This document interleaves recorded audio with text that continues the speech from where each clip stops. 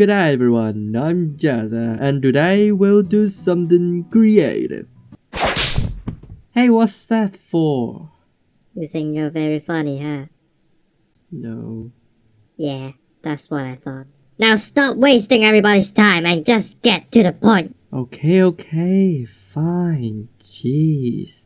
Just wanna have some fun with this one. You're embarrassing us both. Not if I do this.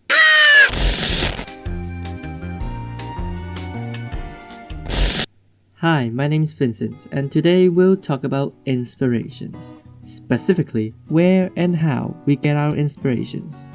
Now, I'm sure that most of you have gone through this kind of situations. For any reason, it's time for you to draw.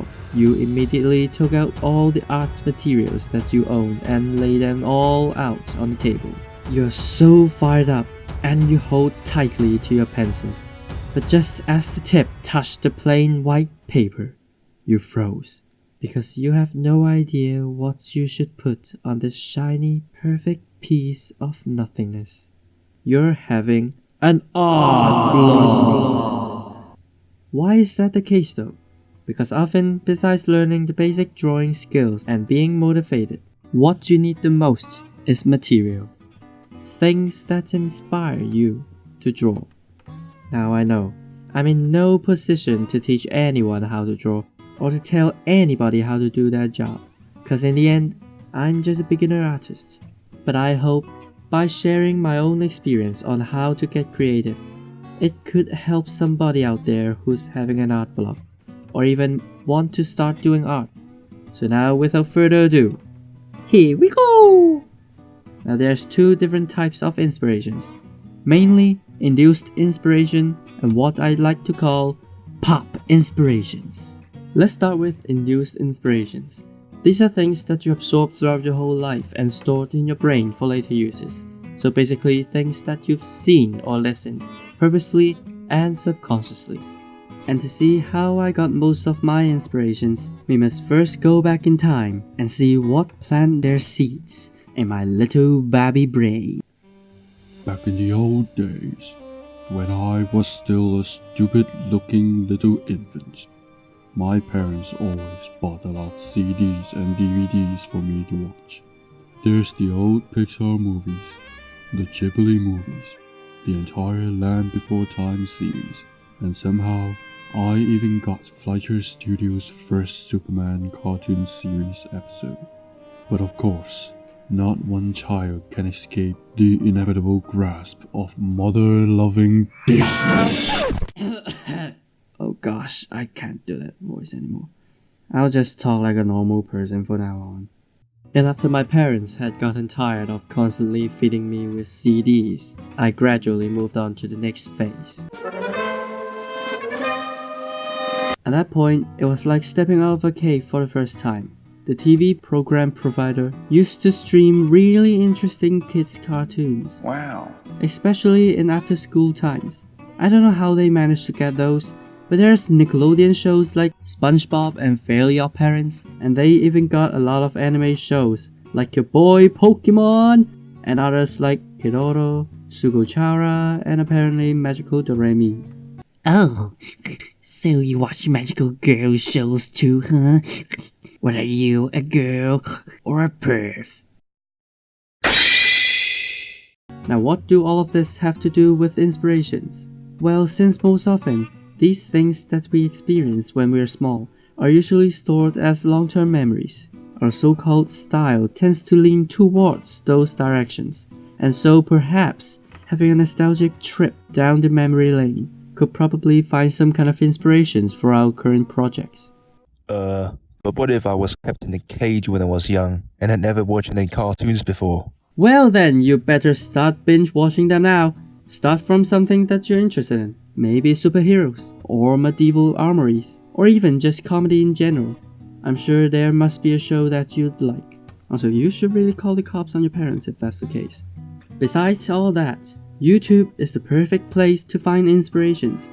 I mean, there's a lot of animation channels out there, and there's even a channel called Omeletto who release award-winning animation and live-action films. And trust me, it will blow your mind. But personally, I watch gaming channels to get my inspirations. And yes, you heard me right.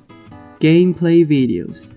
There's actually a lot of extremely insightful indie games out there that could possibly help boost our creative juices. If you really want to know more about that, I suggest watching those big gaming channels like Markiplier and Jacksepticeye. Just because they have to keep a constant uploading schedule, they would often find some rather interesting games to play in their 3 scary games or 3 weird game series. Alright, now let's get to the next segment. Pop inspirations. What exactly do I mean by pop? Now you know there's sometimes when you just randomly think of something for no reason at all. That's precisely what I mean. It is like a mind bubble just suddenly pop up above your head. Like, just... I just love making that sound. Alright, let's get back to it. So if you have a habit of drawing once in a while, then this might work for you. And that is, stop drawing, pens down, and do other stuff. Yes, I'm serious. Sometimes you just happen to run out of ideas and you need to recharge. Especially when you're going through an art block. It's probably for the best that you take a break and relax. When you get away from any creative stuff and do other stuff like taking a walk or a nap, or even meditate to clear your mind, it theoretically leaves more space in your brain and trick your brain for feeling bored. Until then, you should probably feel ideas flowing back in again. And for me, when I feel stressed, I just leave my house and take a stroll at places around where I live. And often, my imagination will eventually go wild. Like, here's a pigeon and it looks like it's posing. Here's a tree and it looks like an amalgamation of monsters. And this looks like the edge of the world. Oh. But sometimes if you really want to have a quicker effect, there's still a way, but it's not that healthy though. And I do not recommend it unless it's really necessary.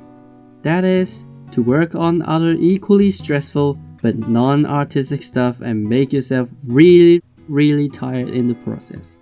I don't know if it works for everyone, but personally, I realized that whenever I was stressing out over school assignments or having an existential crisis, my brain just loved to pick the worst timing and make me imagine random things midway of whatever I was doing. There's a few times when I was working really late at night, and it's like I just had a weird feeling. It is totally silent. Nothing was moving, as if time itself has stopped. It is pitch black outside, left only with a few dim street lights at the side of the road. Everybody else was asleep, leaving me alone, sitting in my messy room, working on my nearly due assignment. Slowly, it seems that I was starting to hallucinate. I hear knocking coming from upstairs, from a far distance, slowly approaching. I glanced at the window next to me. Besides the reflection of me sitting next to my desk, it looks like there are silhouettes that I don't seem to recognize. They're floating above me, lurking behind me, sitting on my desk. But it's all fine, everything's fine. I wasn't dead or anything. I'm still standing here talking to you. Or is it? But I'm just an extreme case. I don't even know if a normal person does that. So if you're really urgent in creative juice, I guess 1 or 2 cans of Monster drink is still fine. But don't overdose, or you really need to see a therapy after that. Well, that's all I got for you today. I hope my personal experience is being helpful to somebody out there, or else I really need to reconsider my purpose in life. And so, tell me in the comments if you think these things would actually help. I would love to get some response on that. Thank you, Jazza, for this wonderful opportunity. Have a nice day, and I'll see you in the next video. Bye!